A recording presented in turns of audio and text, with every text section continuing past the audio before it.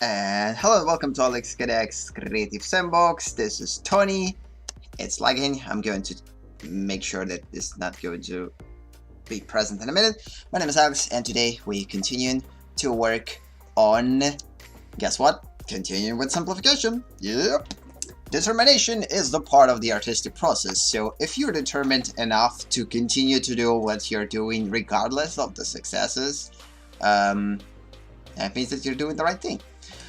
So yeah, let's just quickly make sure that it's not going to lag. Okay, good. So get rid of the lags now. Good. Yep, let's just continue without further ado. Yeah, so let's check the sound. Set up the camera in a proper position to make it. Yeah. Tony says bye for now. Again. I'm not feeling very well today because lately I'm not getting a proper amount of sleep, so I'm feeling pretty weird. So let me just take sound lower, find the thing, and continue with simplification. So yeah, my plan is during the February finally get into a proper regime of sleep. Because of the lack of sleep and because of the weird time where I sleep and when I sleep and how much I sleep, like these inconsistencies is definitely messing up with my daily rhythm and daily routines eventually. Like I'm not like working on things as efficient as I would want to. So in order to increase my efficiency, now I'm kind of back to time management and basically spending time a little bit more wiser than I did before. So I talked while putting on the glove.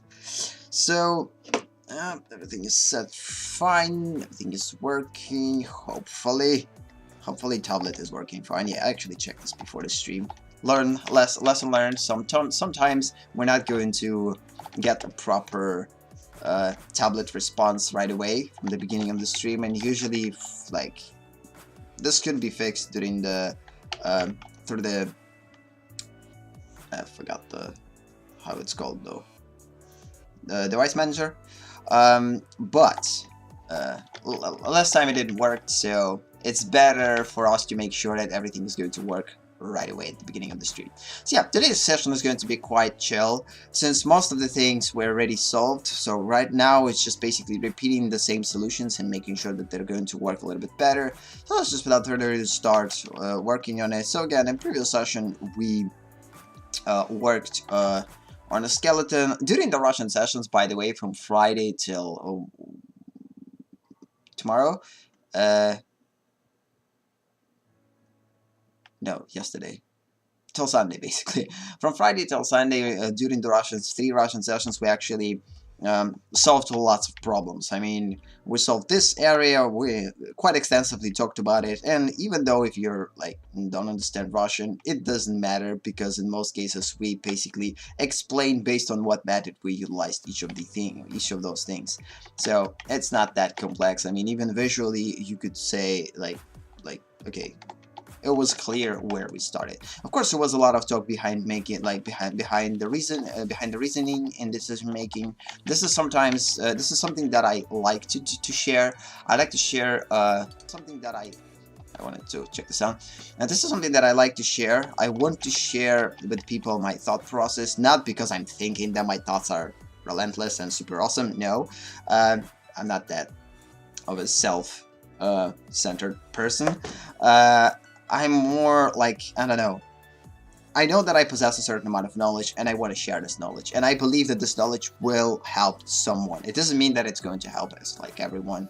Right now the only problem for us is we don't have enough people to share it with. So because of this, I'm just casually sharing this information, hopefully, and hoping that at some point, once we will start to create work and we will grow some audience, this thing will start to actually mean something to others. But for now, it's more like, whatever, just do it for yourself and grow slowly. It's still a growth.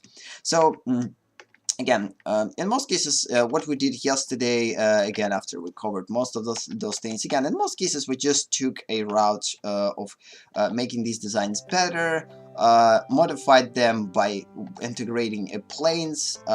We didn't integrate any primitives here at all, almost. In most cases, we worked on planes direction. As I said before, if you know how to work with planes and modified planes, that means that you know how to work with primitives. So again, if you know how to work with primitives, that means that you already kind of have to know planes, ellipses, and plane ellipses and their modifications. It's kind of like a again, these are the fundamentals. You can't just fight them. I tried, believe me, throughout the years. So you can fight fundamentals. This is the ground stuff. This is something that makes your work solid, not the repetition. The fundamentals are the best. Although repetition will make your work kind of solid, but it's probably not going to be solid in a proper way. It's probably like if you're going to repeat one stuff all over and over again, yes, you will develop the muscle memory. Your work probably will start to look decent, but there's still it's not going to be consistent, and this is the problem with repetition. It's not consistent. This is one of the reasons why I personally don't rely on repetition that much, although I know that lots of artists rely on repetition the most, and kind of try to mix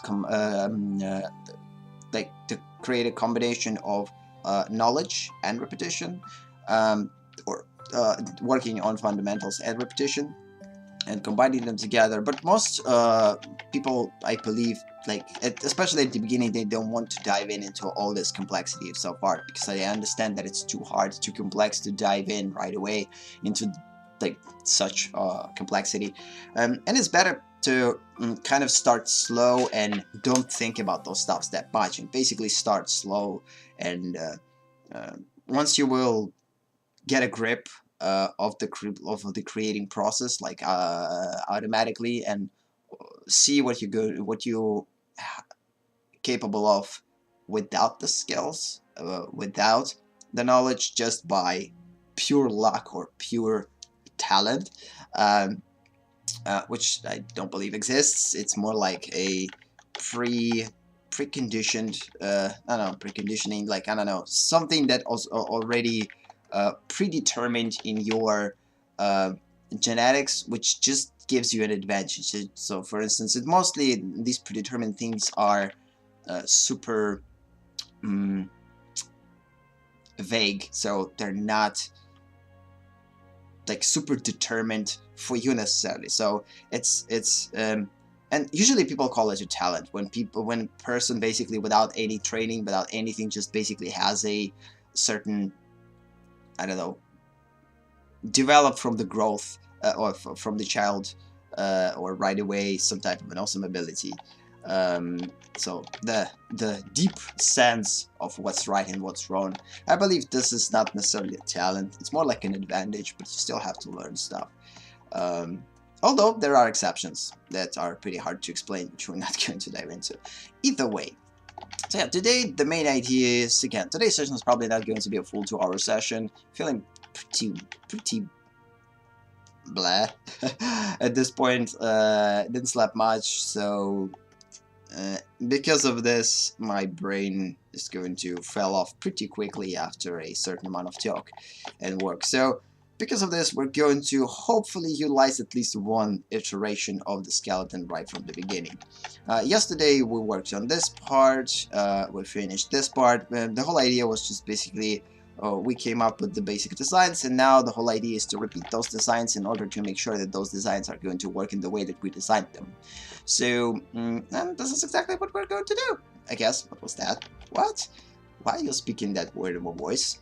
I don't know, when I'm not sleeping, I actually, sometimes when I'm super tired, my voice is better than when my voice is fine, because, I don't know, it's weird.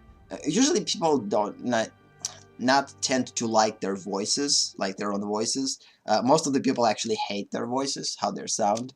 But since I spend a lot of time on these so-called monologues, when I'm talking to myself and to the camera or to the recordings, and then I'm sometimes re-listening and kind of evaluating my skills in my uh, storytelling skills, my way of getting information out there, because again, I want to become better at this. I want to deliver the information as clear as possible on both languages, on my language, which is Russian, and on on English, which is of course my second language, or this is what I am considering as a second language. Ideally, my second language was Ukrainian before, but then I started kind of less and less use this language, and basically English language won, and now this is my second language almost.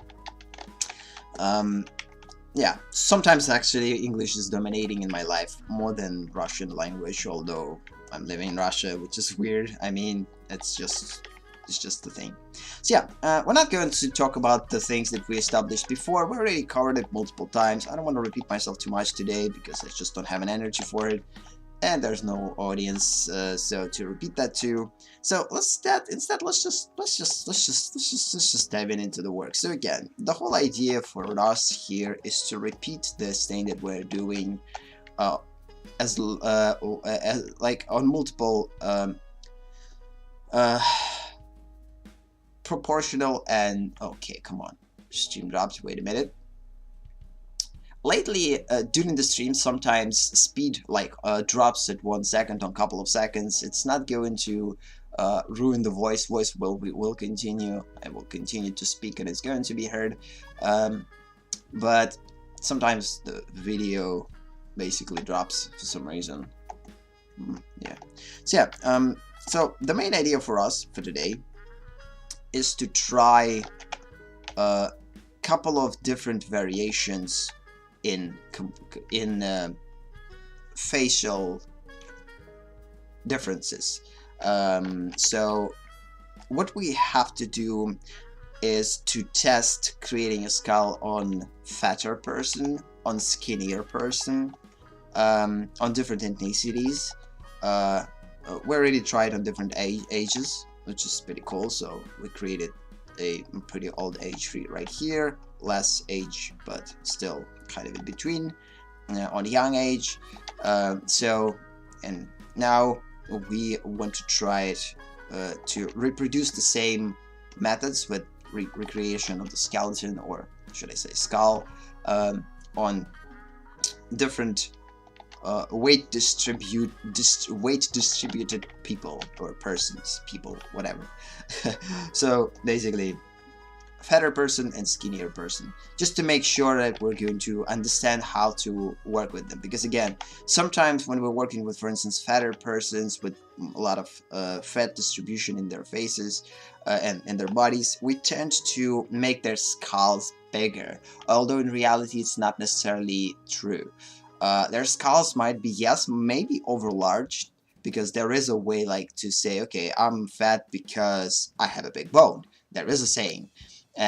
Which usually is not true, I guess, but yes, some people are kind of have this giant gene which basically develops their bigger skeleton, and because of this their bones are truly bigger, and because of this they're bigger themselves. So again, this is all comes down to the genetics, on to like the development, how a person developed on preconditioned health issues or whatever, or this overall health state. We're not going to get to that because I'm not competent to talk about it, which is basically kind of could overview it.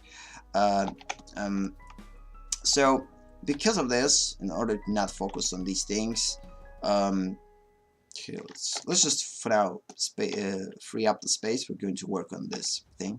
So again, usually once we're dealing with something like this, with a lot of like fat on the face, or moderate amount of fat on the face, usually we tend to simplify, we tend to create a skeleton based on what we see, because we're working with reverse engineering, basically working with whatever we have in front of our eyes. And common mistake is to make bones big because of the face. But ideally, if this person, for instance, will go and lose weight, we're going to actually see a normal proportions and normal skeleton. Of course, it all depends on the genetics and if this person actually has this giant gene, which is basically makes sure that their bones are going to be overgrown, basically bigger. That means that of course their skull is going to be overlarged, but in most cases the same goes, by the way, for small people. um, if they have this gene, I forgot how it's properly called, to kind of, I truly forgot.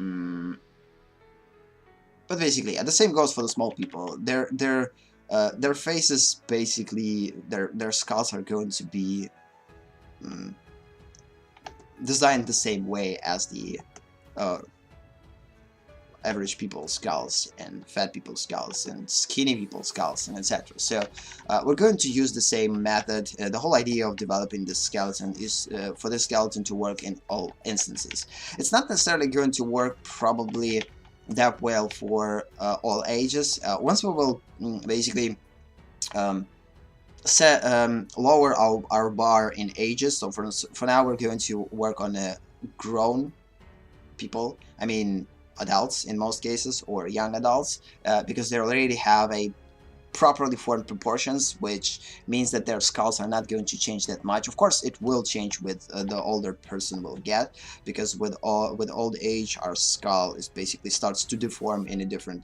basically, look, but it still maintains the overall basic proportions and the overall basic methods of recreation of those proportions. So because of this, I believe our skull is still going to work even in old age people.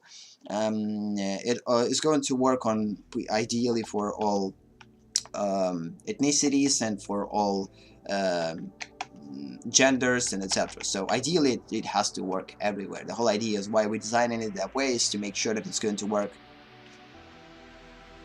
abroad, or how to properly say it, in wide range.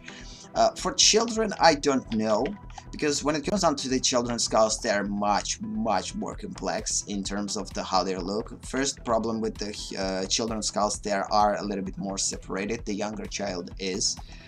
Infants have completely weird skull, which we probably have to study separately. Although the fact that we're going to work on a basic skull and we'll learn the basic anatomy, some repetitions of this basic skull anatomy will apply to early human.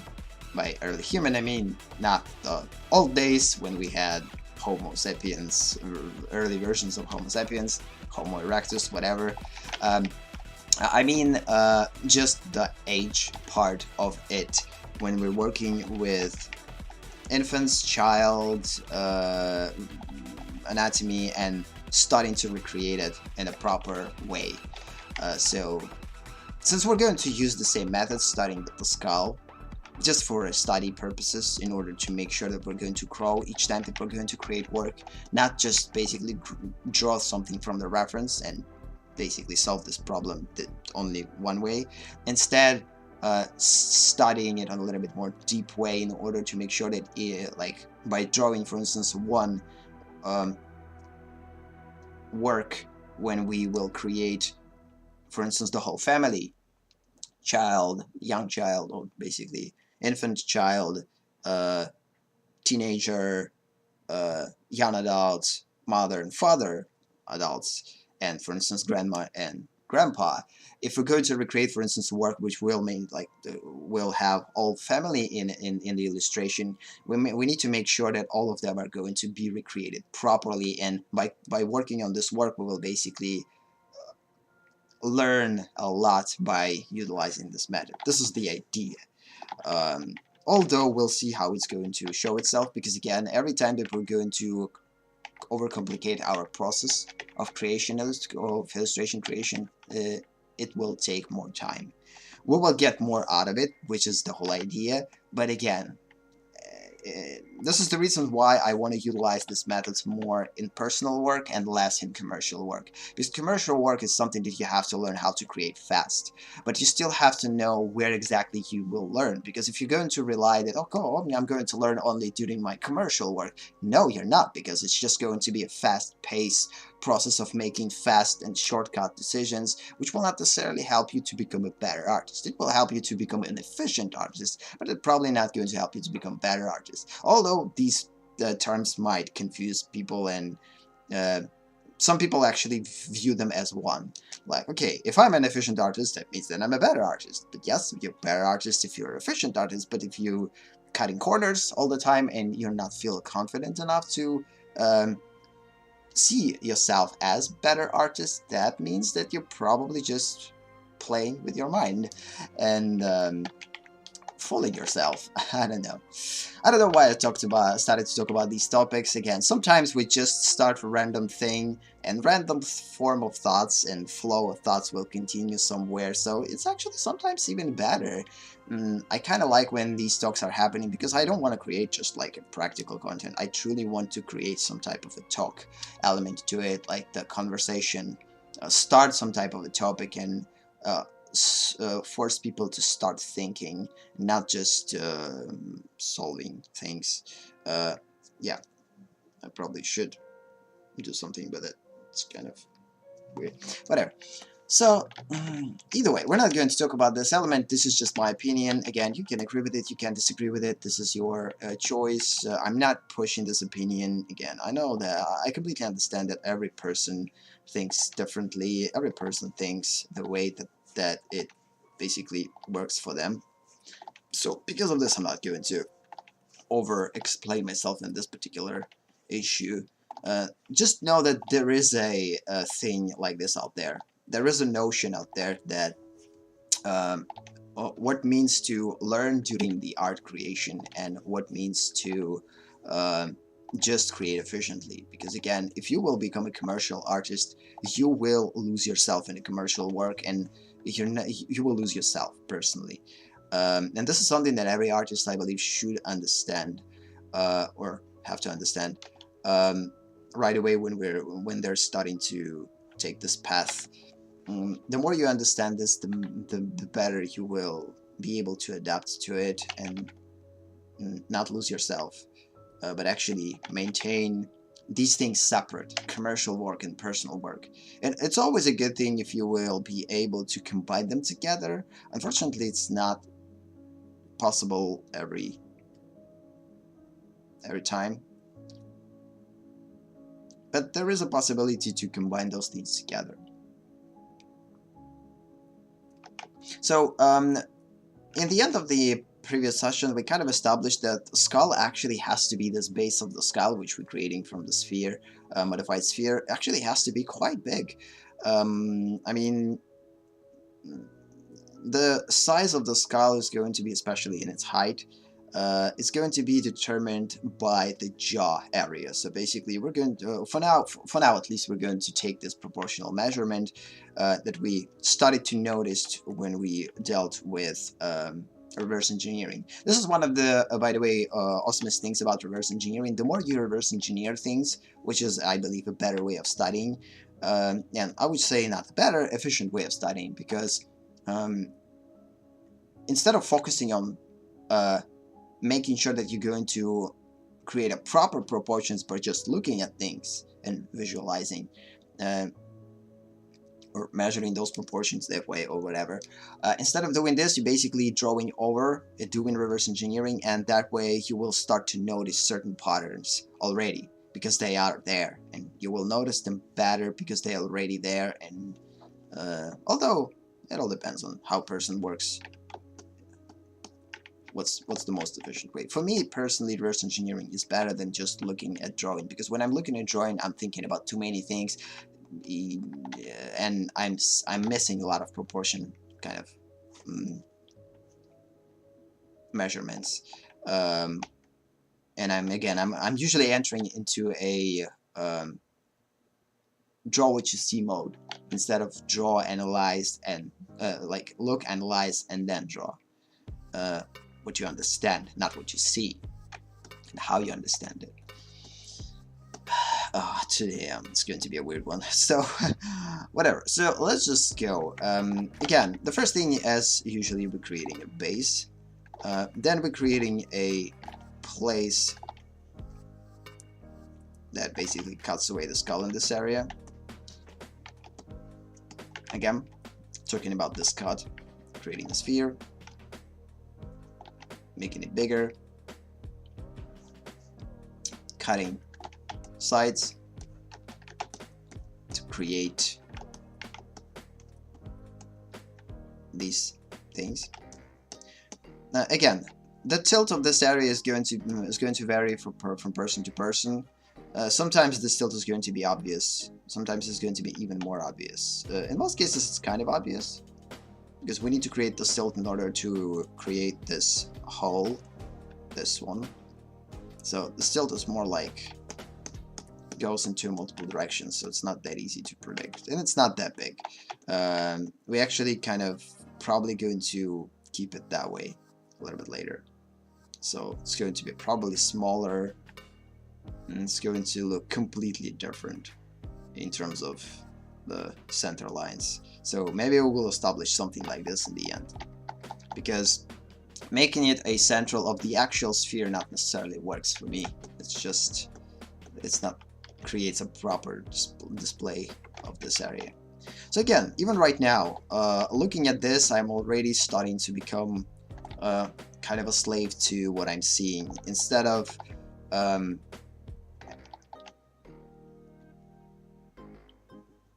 analyzing how this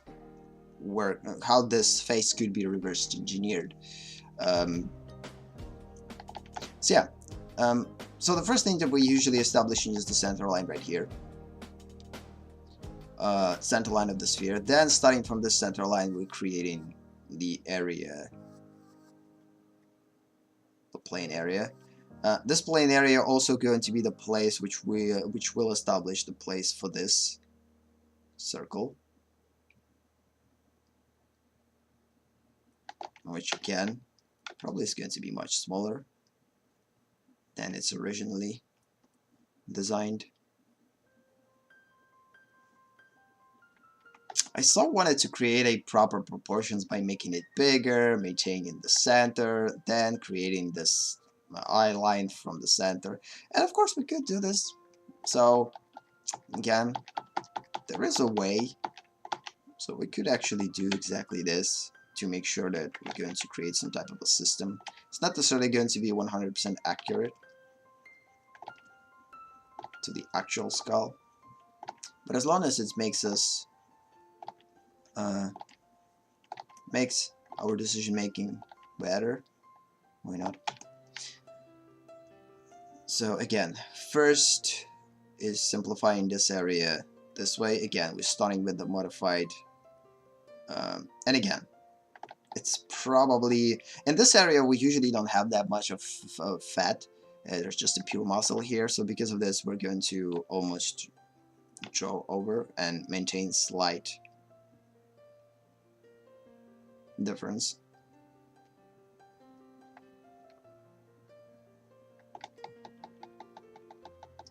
Yeah, probably the whole sphere is going to be placed a little bit here.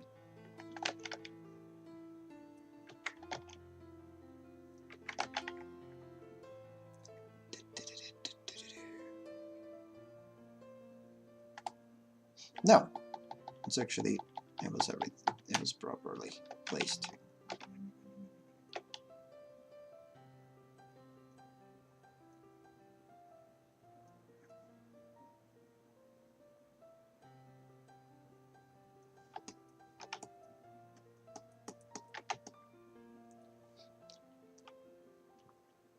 Right here we went through this from the center, basically created a separate center. And the center right here is going to be much higher. Probably will get to this line. And then we're just basically starting to repeat the same design decisions as we did before. Just step by step, the way we designed them. Again, it's pretty hard to put all this information in your brain and recreate it right away. So it will take time before we will adapt to this method, and we'll repeat this on multiple occasions without problems. So because of this, we will need reference what we created for now.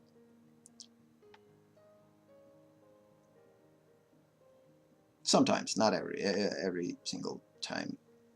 But there are going to be certain situations where when we will need to use references. Our own, I mean. And get back to the skeleton, reanalyze it, because in the end of the day, what we're doing is just making this method better and efficiently, much more efficient. Yeah, we're not going to see this one. It's going to go like this. It's going to be much harder once we will start to recreate it actually. Like from not right now we're working with reverse engineering, so we have kind of a visual cues and that will help us to properly place this in space. But once we will start to recreate it on our own, it's going to be that much harder because now we're going to draw it without the help of the reference, and that will become the result will completely be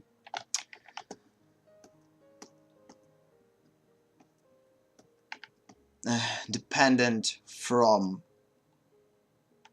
how good we understand this in overall space. So yeah, then we'll start to recreate additional parts. Again, remember, we just continue in this line,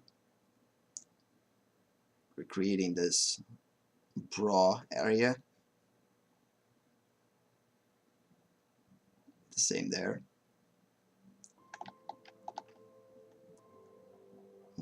It's probably going to be less visible here.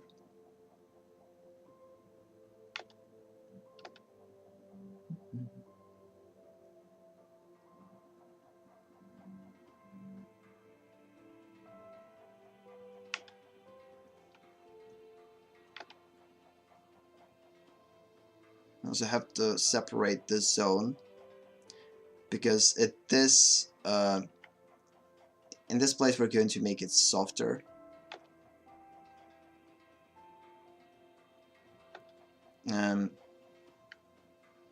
Probably lower. No, this is approximately the same place. Yeah, we will try not to think about proportions that much. So this area is already established by those straight lines that we created before. They're not necessarily straight again. They're a little bit curved.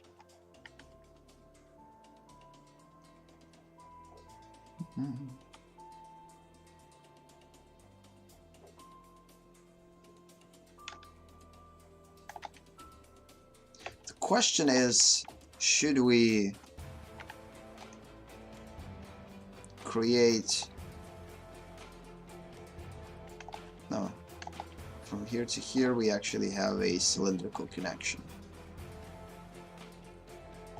that curved in that way, and this one curved inside. So yeah, a little bit of a mess up. So this one curved there, and this one will be curved like this, and it definitely needs to be lower.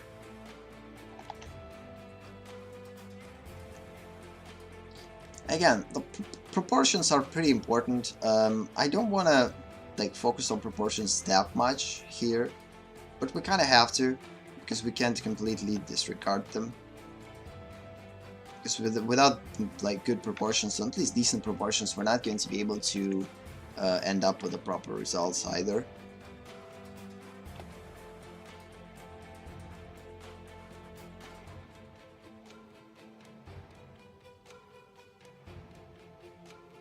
A pretty wide area here.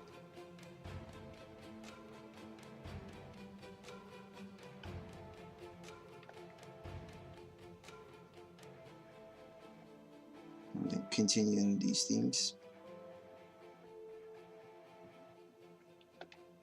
Center line.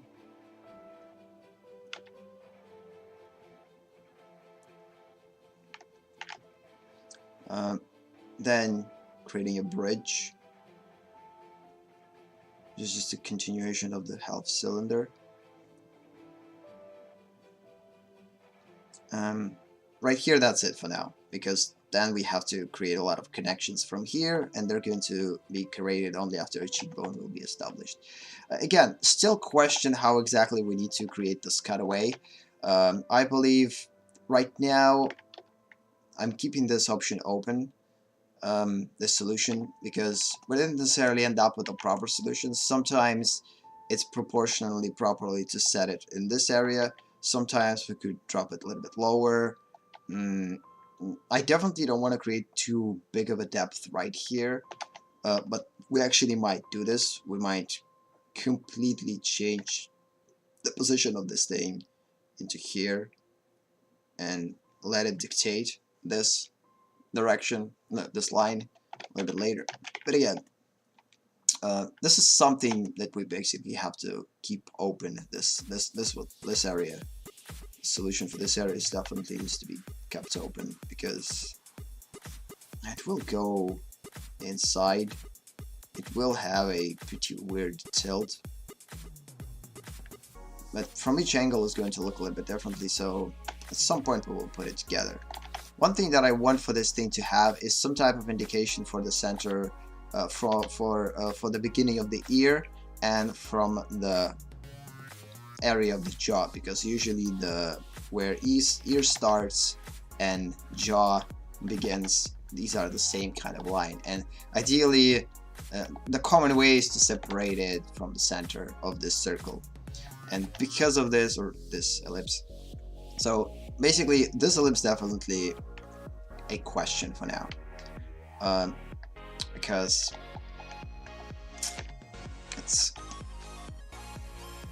it will help us to solve lots of problems. Just call it a question mark. I don't know where exactly we need to set a question mark. Let's put it here. We don't have any indicators here, so still a question mark. So because of this, we're not necessarily going to put it right here. Although we know the basic indicators. We know that the jawline starts at the beginning of the ear, which means that this is exactly where this line is going to end up with the center. So it's more like a center of the whole sphere, not necessarily a center for this cutaway. So maybe we will take this route. Okay, the jaw itself, again, on fatter people, we have to think deeper in terms of where the skull is going to be placed. And jaw is going, again, there is a lot of fat right here, so the jaw probably is going to be quite deeper. And we have to make sure that it's going to be clear. This is for now indicate a base for the jaw, because remember that this is our first extreme one, the whole area. This is extreme 1, and extreme 2 is going to be our jaw. Again, by creating the extreme areas and understanding the top extreme and the lower extreme, then we will be able to create the in-betweens. So this method is just basically created in order to utilize this a little bit more efficiently. Again, the face is probably broader or wider, so because of this it's going to be, the jaw probably is going to be quite big. But again, we still need to consider that this is a female face, which means that it has to be quite compact. Not as big as the man's jaw. I had to take into consideration too. Again, believability and subtlety, and subtleties, I would say. So in order to make sure that whatever you're going to create is going to look believable, you have to dive into those small subtleties. I believe that when it comes down to art in general, it's all about subtleties. There are big bases that you have to cover in order to draw and utilize things efficiently, like fundamentals, but still, once fundamentals are covered, the rest is just small subtleties. And this is why learning art and perfecting art takes basically the whole life. and you're probably not going to perfect it either, even if you're going to live your best days till 100 or whatever, or to 120, which would be awesome. So many things to do. So yeah, creating a jaw. So every time that we're creating a bottom jaw, we have to think where the placement for the teeth are, because usually top teeth are on top of the lower teeth, the bottom teeth. Oh, no. And because of this, and they usually start right away from the bottom jaw. So because of this, we have to right away think where exactly we're going to place them. The size of them, the proportions, could be a good way to establish this one as early as possible, in order to basically kill two birds in one stone.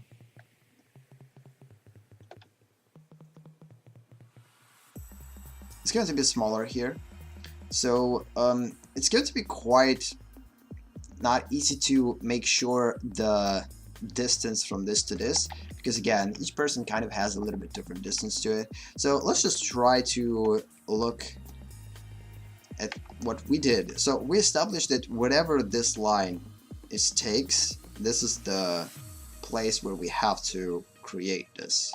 So it's basically like a continuation of this line, and it's constant in each phase for us, which is actually a good a way of measuring our personal proportions.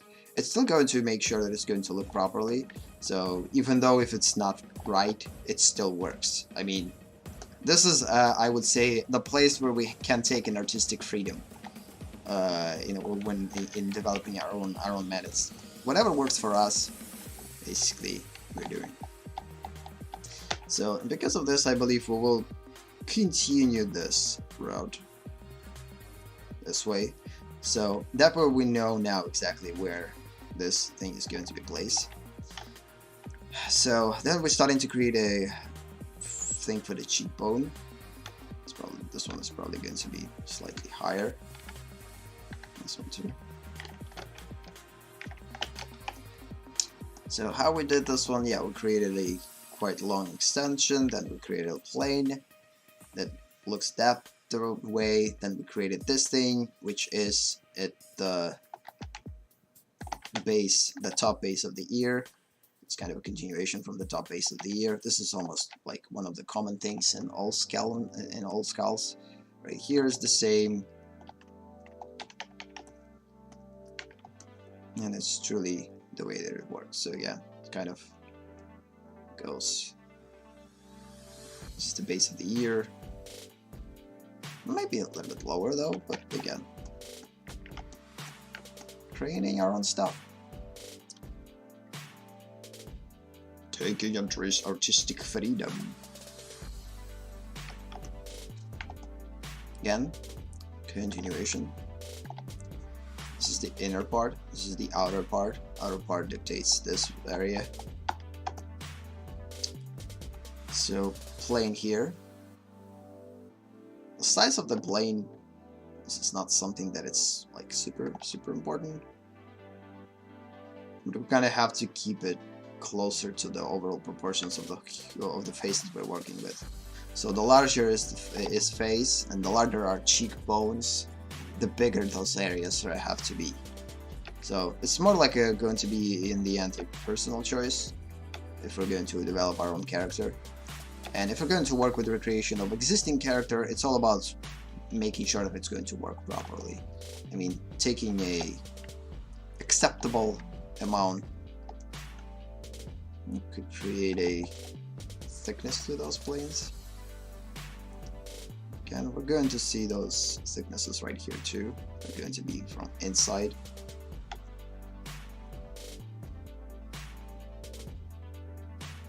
So this thickness we established is going to connect with this area.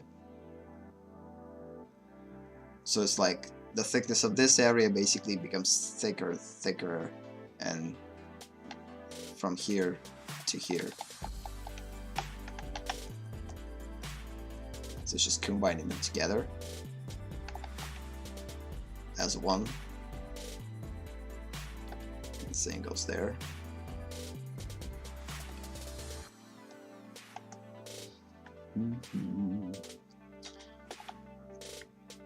I truly love this type of analysis because it pushes your brain to the limit in terms of the problem solving and designing. I mean, every time, and talking about spatial awareness, I mean, this thing is pushes your pushes your spatial awareness quite a bit.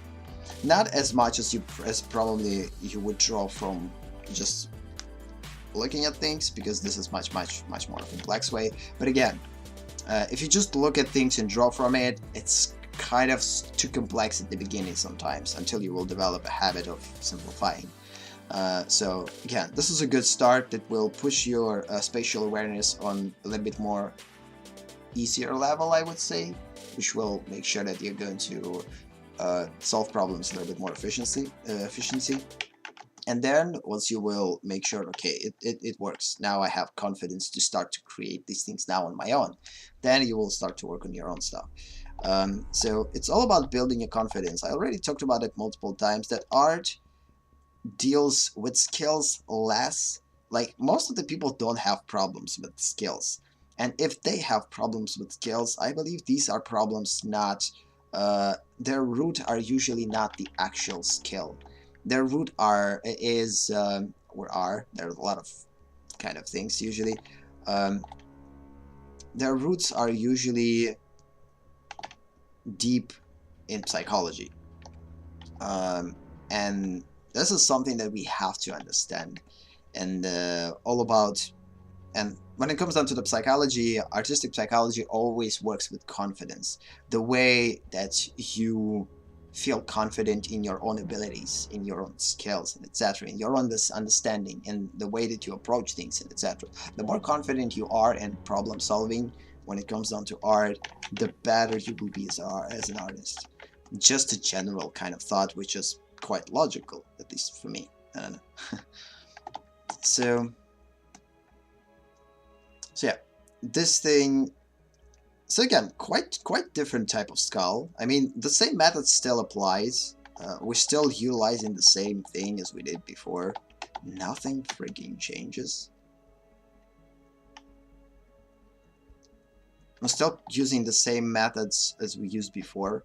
Basic planes and proper plane positioning in space. We have to imagine how those planes are positioned in space.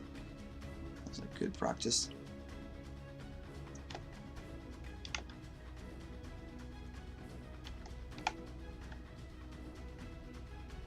Again, creating an area for the functional part of the jaw, creating a sphere, creating a transition, which could be completely different. This is not something that is super important. Like, nail this transition. Again, this transition varies from skeleton to skeleton. I don't believe that for now we are completely with 100% will know what this thing is doing in terms of the proportions, the overall. So because of this, since we don't truly understand yet why it needs to be like this, why this size matters, maybe because of this jaw will open bigger. Maybe because of this, the flexibility of the jaw is going to be overall more flexible. Maybe the size of the muscle will be different because of this hole, because of this gap.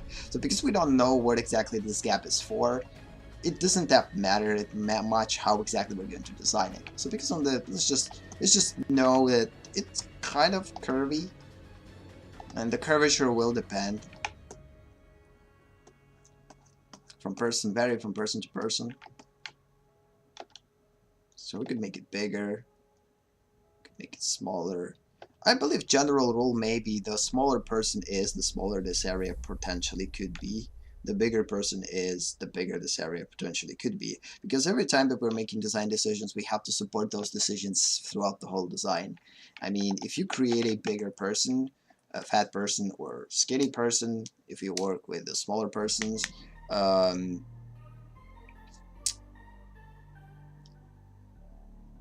or skinnier person overall, you have to maintain the same design choices as you did before. I mean, if you start to create a big skull, you have to create bigger bones. It's going to look weird if you're going to create a large skull and small bones. There is an inconsistency in design that way. Of course, when you will get to designing super stylized characters, there are a lot of rule breakers there. Because once you will get to a character design, there's truly a lot of rule breakers. There you have to play with proportions, you have to experiment and see what looks best, what looks worst. So there's a lot of room for experiments when it comes down to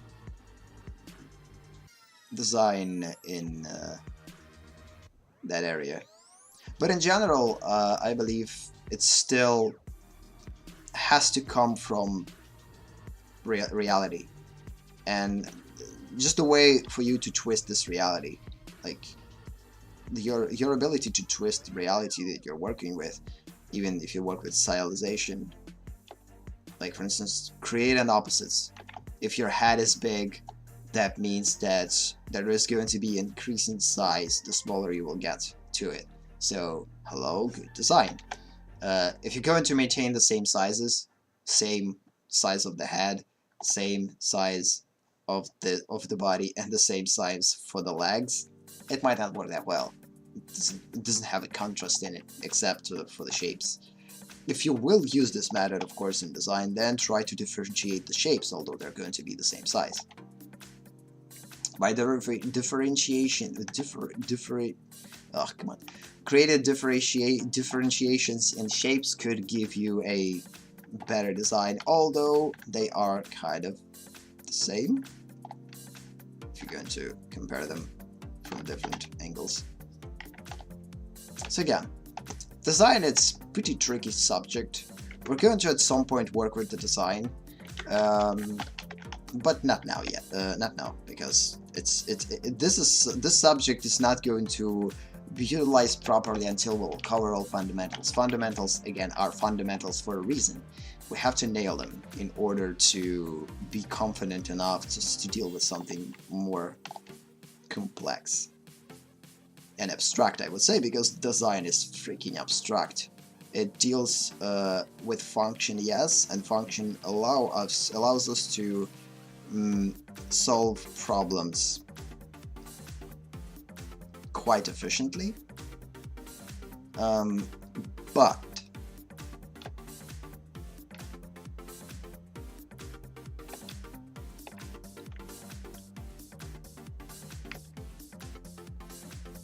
there is an there is a aesthetical aspect of design that is pretty hard to control. It's usually either works or not working.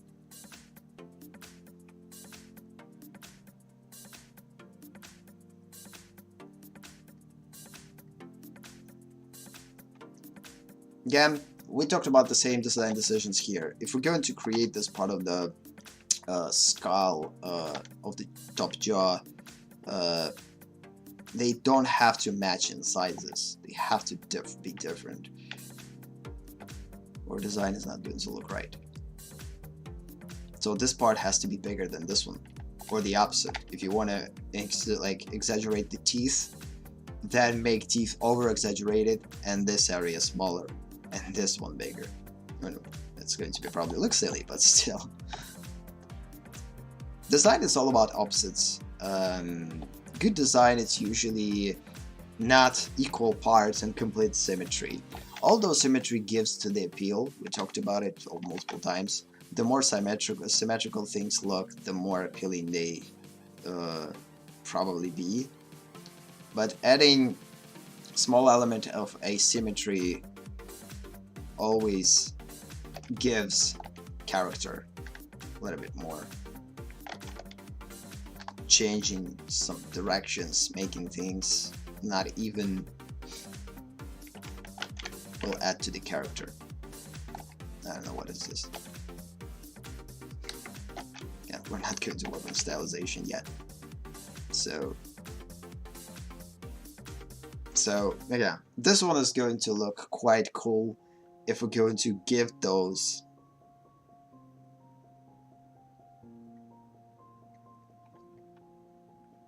kind of elements to it. Because of asymmetry. Asymmetry is a powerful tool, more than probably asymmetry. And understanding how to control symmetry and balance it with asymmetry, it's probably key. It's better probably to change the shape overall.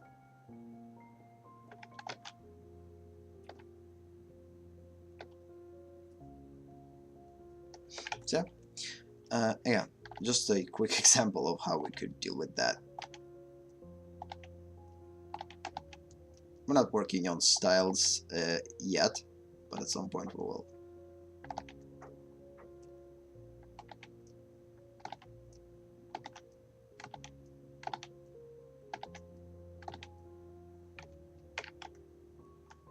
Quite weird example, but still.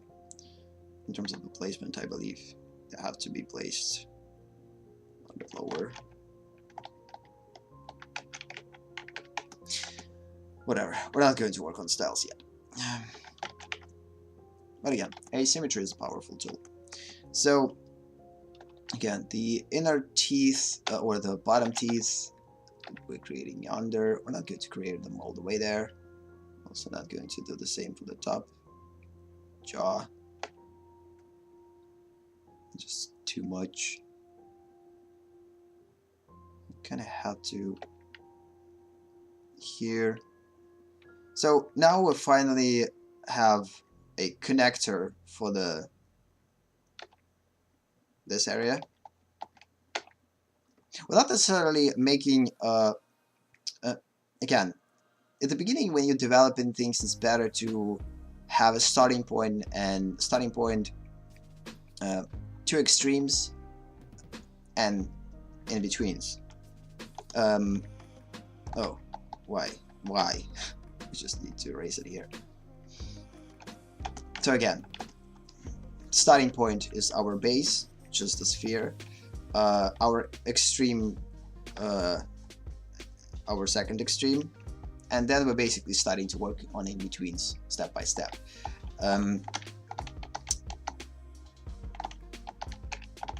But sometimes, like, the more experience you will get, the more you will jump from one to another. I mean, you can start from extreme, you can start from other extreme and work your way up to the middle. It's completely appropriate. It all depends on how confident you are in your abilities, of course. If you're not confident, then go with step by step and create all these connections the way that you designed them. The more experience you will gain, the better decision, the more fluid decisions you will start to make in terms of the efficiency. If you feel like design this part and not touch on this one yet, do this, and then get back to this area, establish this area.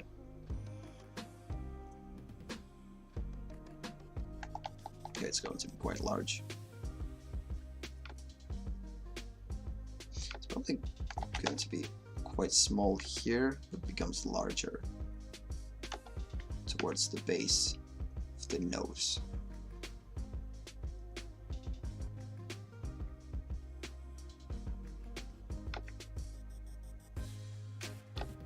Remember that this part is curved.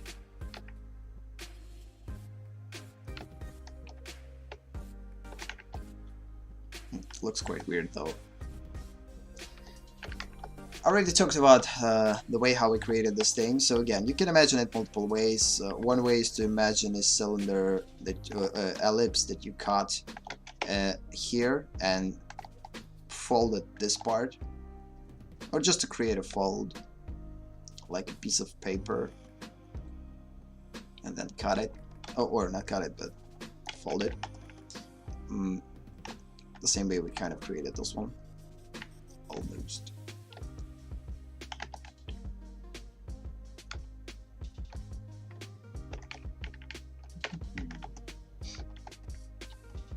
So yeah, this area was the hardest, the most complex one, because there's a lot of weird transitions here. We already established that this one has to go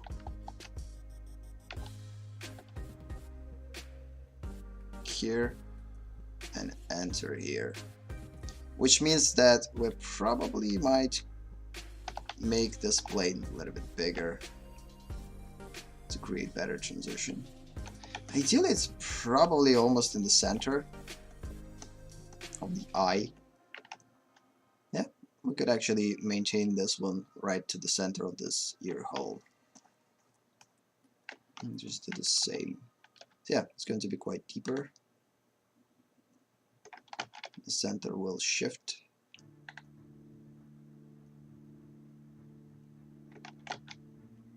Because the face is quite wide.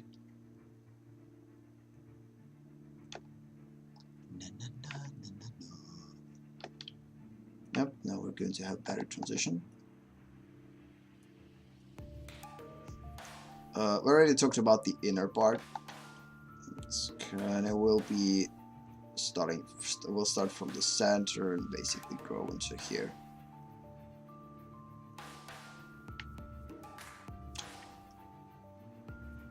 It's actually probably a little bit closer than the middle of the eye, because actually, like here, probably closer to the center of the eye.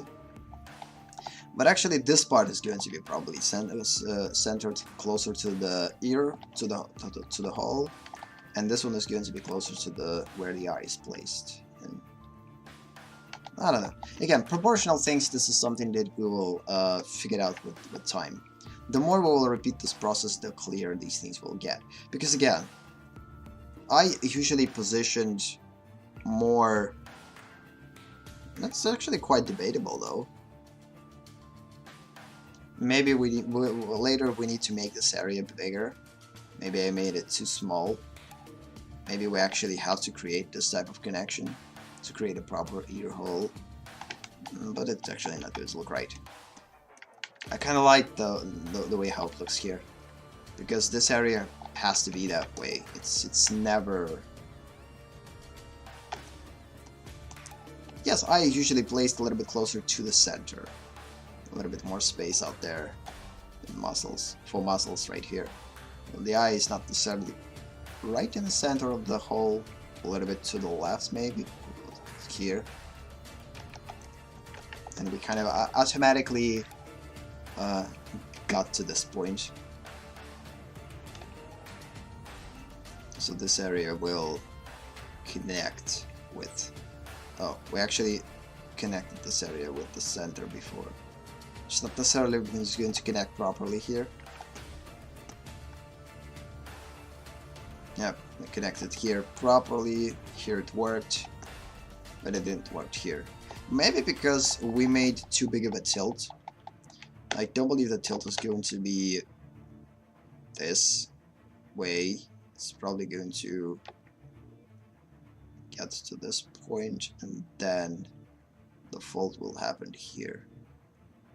The base for the nose might look bigger. The only thing that it remembers in terms of the design, again, one part has to be bigger than the other. If you will make them similar, it's a bad design decision. Should I say not bad? There's no bad design decisions. No, there are. I don't know. Sorry about that. Overate quite a bit. So, yeah, we're getting closer. Again, we have about 20 minutes. Basically, we will work until we will finish this. Because, again, I don't believe that we're going to have a second one. Tomorrow, we will work on a skinnier person. So now we're working on a little bit, like, with a little bit fatter person, in order to basically learn how the skeleton could be created on a bigger person than on a skinnier person. So, and again, the reason why it's harder, because like fat covers a lot of areas that reveal the skeleton, although there are still going to be a lot of basic areas where skeleton is going to be visible, but most of the fat is going to cover the skeleton and the overall skull, and it's going to be harder to reverse engineer that way. Again, we will start to rely too much on what we see instead of how it could look like see-through inside. So, yeah, separating these areas in two.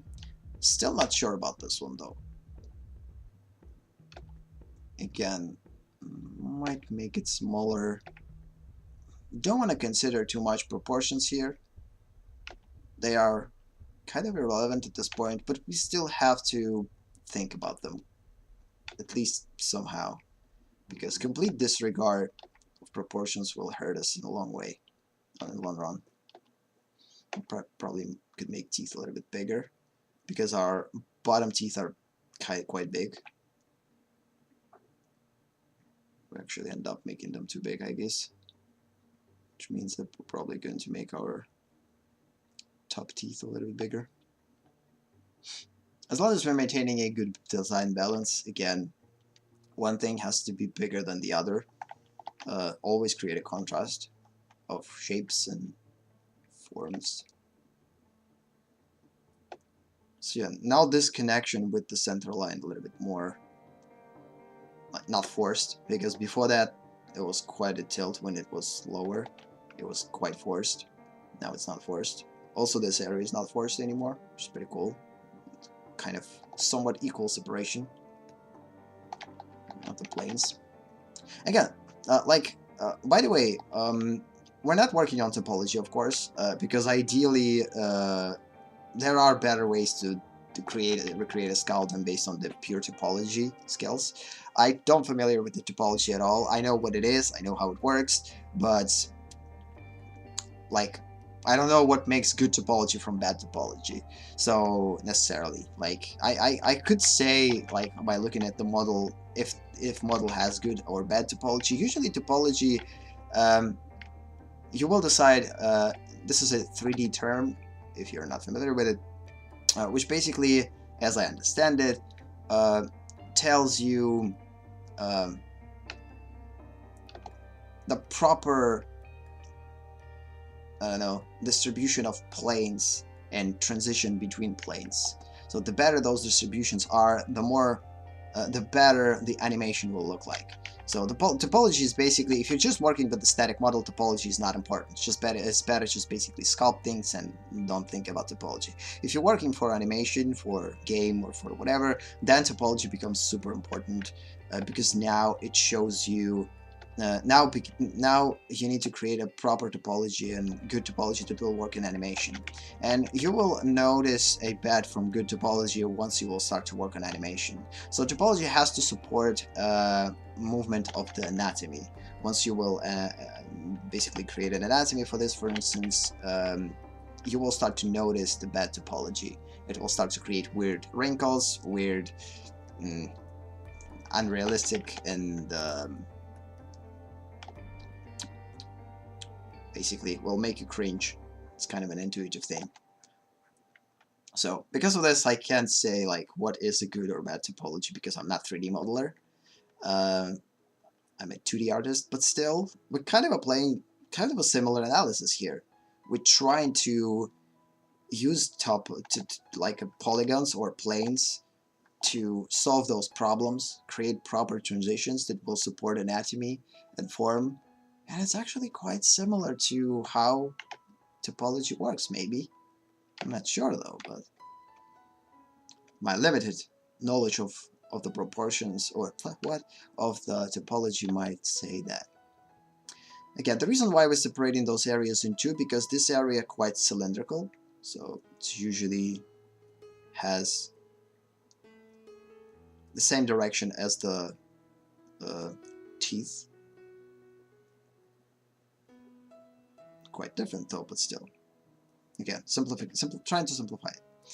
Of course, teeth have thickness to them too, which is indicated quite a bit to not create too many lines, because we're already overboard with lines too much. So, and this area is one of the hardest ones, because there's going to be a lot of changes in this area.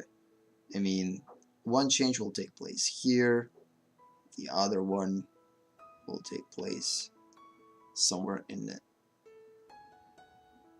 right here, and this is exactly the place where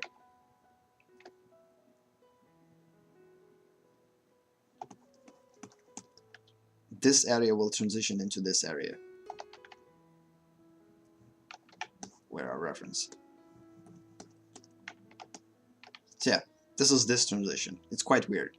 And then it goes then deeper inside, like this. So again, this is why anatomy is so complex, like especially when it comes down to the organic. And usually organic materials are that complex because they have these weird transitions that is pretty hard for artists sometimes to predict. And since we're working with simplification, trying to find a simplified way of looking for now at skeleton,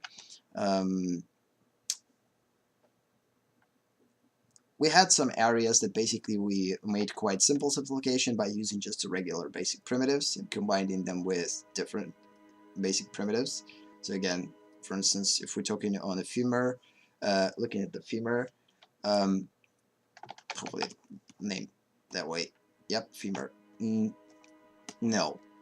Yes. No. Yes. Tibia, fibia, ulnar radius, and femur. Yeah, it was femur. Yeah. So for instance, working with femur, we just created 3 basic primitives: sphere, vertical cylinder, horizontal cylinder, and then just basically connected them together, and we end up with, of course we have to create an organic transitions, properly place them in space in order to make sure that it's going to look right, etc. But in most cases it's actually quite not that hard to do. And we kind of maintained the same strategy throughout the whole body. The only complex part was the pelvis. The pelvic area was kind of a complex one. We had to use a different method, utilizing a planes or ribbon effect, or ribbon method. But when combining with the primitives and Boolean operations and etc. Ribcage, quite complex too. We kind of created it from 2 separate cylinders, connecting them on top with 1 cylinder and creating in-betweens, which is quite complex too. But in most cases, when we talked about like just 1 limb or 1 like straight bone, these simplifications we actually utilize pretty easily. It's just a regular cylinder turned into a wired cylinder. Create a wire and build a cylinder around it. Changing the direction, connect dots, and you will end up with a proper cylinder. I'm making things super fast, so we already talked about it, just as a reminder. Yeah, in most cases, like throughout the whole anatomy, we took a pretty simplified route, but when it comes down to the face and these bones, there are quite complex transitions, which we can't necessarily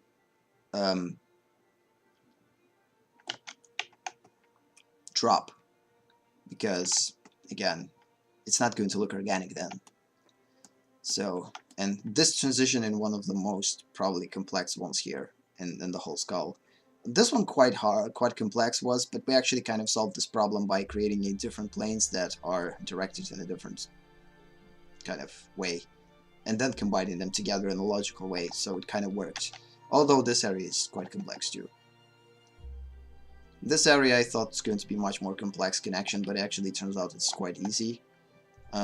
But this area is truly the most complex in the whole skeleton, because it's pretty hard to connect this part with this part and then continue this part inside.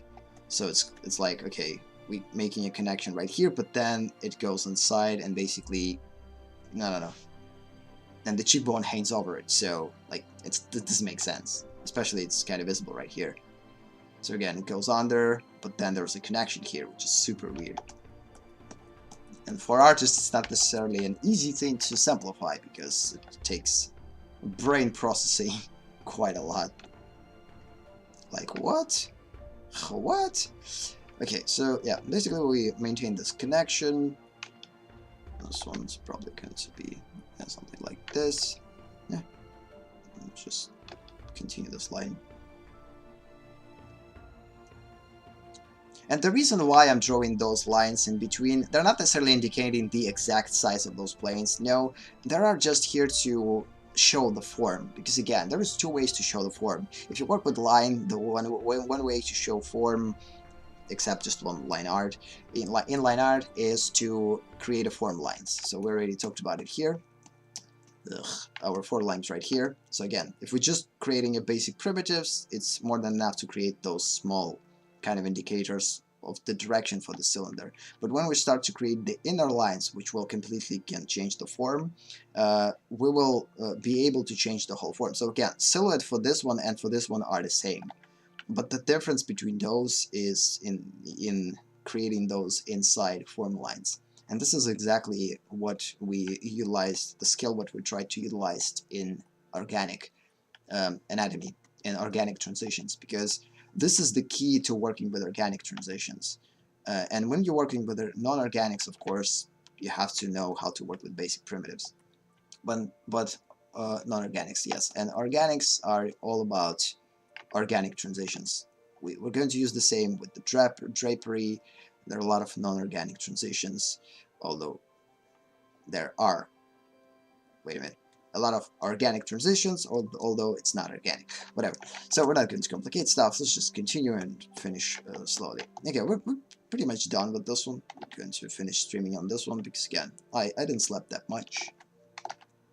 Have to get back to my normal regime of sleep. I kind of lost it. Just creating small indicators that we established, like proportional indicators that we established throughout the designs. Okay, this one doesn't look right. We need to create a thickness for it. Once we'll create a thickness for it, it will start to look a little bit better. I'm not sure about the size for this area. I mean, it might be smaller, it might be bigger. But again, since we're not like bothering ourselves with proportions yet, we could drop this element. It's not important for us to stress about it too much. It's just unnecessary for us here. Okay, so yeah, this is this plane, then there's going to be this plane, which we're not going to see. Good thing that we're working with 400 zoom and pretty big pixelization, which means that we don't have to dive into the details. This is one of the good time saviors. So instead of spending too much time on working with full resolution, you will learn how to solve problems a little bit faster in a low resolution. I don't believe that it's going to be that big of a silhouette right here.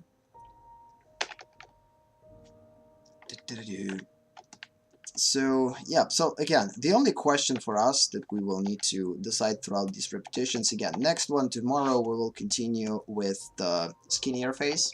We kind of tried a little bit fatter face, so again, it still looks like a skeleton. It has quite weird proportions though, but again, bigger person will probably skull is going to have a little bit different proportions. We have to kind of consider it, this notion, and it's not 100% true to what this person's skull looks like, because the only way to know it is to either create a X-ray scan of this person's skull to actually know how the skull of the person looks, or no, there's a one way. The other way is just too unethical. We're not going to go to that. So yeah, this is just basically it. Again, these are not final, as we already talked about it when we created this inner part, like inner plane on which we placed our bottom teeth. We created a thickness for the jaw itself, which is this. So again, the jaw itself has thickness. And then when we created this plane. We already talked about it right here, so what I'm talking about is this.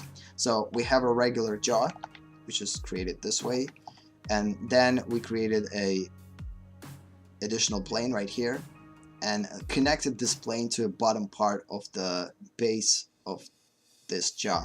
So instead of just creating an additional plane and making this jaw super thick in this area, which is not, we just added additional area specifically for teeth and connected it with the bottom part. Not that hard to. And later, once we will make this design better, we will erase this additional plane and make a little bit more organic transition in this area, which is the idea. That way we will maintain this curved transition, which is present in almost every skull. Not in every skull, there are skulls that is just basically flat, but in most skulls there is a curvature right here, and we already set a, and also it transitions right away into the teeth, so it's right here. But in our example, we still have. Wait a minute. Where were we? Wait a second. Yep, that's it. So, but right now we still have some type of an additional plane right here, which will be later deleted, and we're going to create a little bit better transition right here. That means that the silhouette is going to quite change and will become a little bit more organic looking too. But since for now we're working with just the simplification, we adding a little bit more complexity only to those parts that we need to. And this part, for now, we don't need to add any complexity to it. Maybe later, once we will start to add muscles on top of it. So then, yes. But for now, let's just not. Because this curvature will actually matters once we will get to the muscles. Because there's a lot of muscle connections right here that go along the form of the skull. And there are a lot of small design decisions that we'll make from to the skull are going to be based on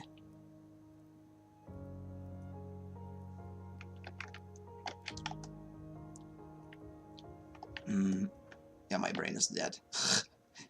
We have to finish now. Are going to be based on the anatomy, basically on placement of the muscles.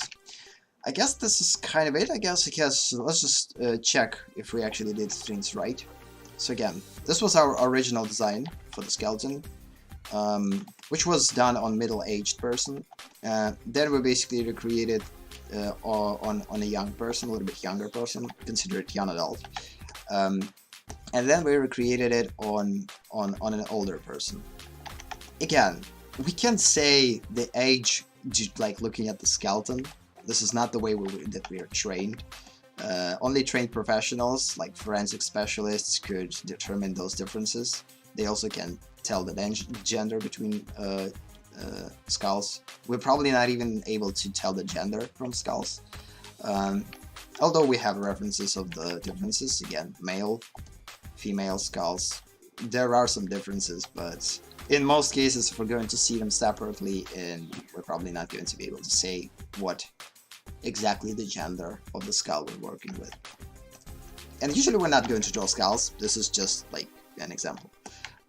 Unless we are into drawing a lot of skulls. I mean, again, the reason why I'm drawing skulls is to make my anatomy skills stronger, that's it. And the reason why we're drawing skeleton is just to basically create a solid base for the anatomy. Because if I'm going to understand how to simplify a skeleton, that means that then I just need to properly place muscles and understand how those muscles will work. And another plus in anatomy knowledge. So, yep, again, the only area that is still questionable is this cutaway that we created from cutting those parts of the cubes from the cylinder. So basically cutting cubes from this from the sphere.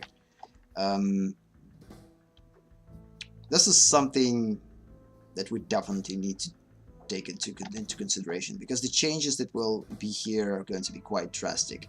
There is a good possibility that the cut has to be tilted like this, like kind of inside, not just straight like I did right here. So that means that this cut is going to look something like this. There's a good possibility that this is the way that we're going to cut it, which will create a interesting transition right here in the sphere.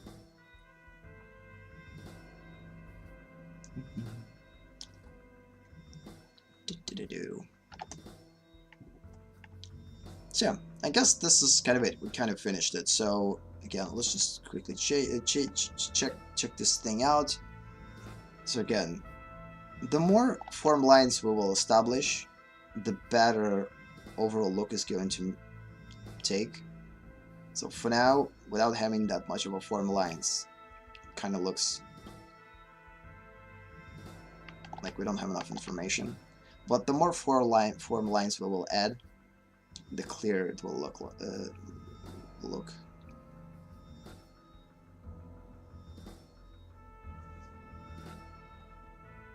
And again, like as I said before, skulls are completely different from person to person, and learn how to draw just one skull from the reference not going to help you to draw like skull for each situation that you're going to work on people on creating humans. So because of this, we try to establish a method that will work for every skull, and it kind of works. I mean, we're creating skull using the same method, and each time skull looks differently. And at some point we will know what changes we need to make in order to achieve a certain look for a person's face. And the rest is just going to be putting properly facial features, establishing good proportions, adding asymmetry to make them a little bit more believable, etc. So there's a lot of things. But in most cases, I guess we're kind of pretty close to making this one kind of almost final. It's still going to be not fully the full solution. It's not going to pass 98%. We still need to make couple of tests on male, because right now we worked only on female. Again, we need to work on skinnier person, on different ethnicities, because ethnicity will matter a lot, because again, the skulls in different ethnic groups look completely different, like African, Asian, European. There is a crazy difference between them in how they look, how these things are placed, the sizes and the places, the proportions. So because of this, and especially male and female difference, so we have to kind of make sure that this skull is going to work in all those situations, because again, we're trying to create a universal system that will work for all situations. So because of this, we have all, not all ethnicities of course, but kind of what I had. I mean, I didn't have all ethnicities here, but I had a couple of different variations, so we're basically going to use them. And the rest, yeah, we don't have an Asian faces here. They have a quite different skull. But still, I believe at some point we'll find a way to deal with it. It's not that big of a deal. So, yep, this is, I guess, sums up this session. So we finished this thing, established almost every part. Again, usually we stream for 2 hours, but I'm getting back to my regime of sleep, and I have to finish a little bit earlier. And since we're done with one skeleton, and I definitely not going to be able in 30 minutes to finish another one, we're going to keep that one for tomorrow. So tomorrow, approximately at the same time, we'll continue with the skinnier person. Then probably in the same stream or stream later, we will take on a different ethnicity, try how skull could look there in our method. Then make a couple of tries in gender, and trying to recreate the skull in the male. And I guess once it will be clear that we have to continue, we will continue to the next one, which I still don't know where exactly it's going to be, because once we will finish the whole skeleton, ideally the next one is now building on top of the skeleton. And since I don't want to work on the anatomy yet and create like all connections with the anatomy here, we kind of have to find a simplified versions of this, kind of creating simplified primitives, modified primitives, add, like, maintain the skull things that were already established before, and kind of try to find a way to connect the simplification of the skull that we come up with and adding those kind of modified primitives here, and to make them look organic, which is going to be a hard part, because again, the hardest part about anatomy is to make it organic looking. And the more organic it's going to look like, the more believability it's going to have, because there's a lot of transitions right here. It's not just a regular like cylinder, although we might think about it as a regular cylinder in order to simplify it, but there's a lot of more organic to it to make it look good. So this is something that we have to figure it out. But before that, we still have to finish with the skull, which is coming. Hopefully on Tuesday we will finish the whole thing with the skulls. Maybe not, we'll see. Maybe this week on weekends. This is going to be it. Nowhere to rush. Slowly but surely we will finish this. So yeah, sums up the session. Thank you for watching. Thank you for being here. Have a nice day or night, and see you in the next session, which is again tomorrow. Look at panels on Twitch. All information out there in Russian, in English, whatever your language is. Bye. Tony says bye, and have a good night or day, and bye.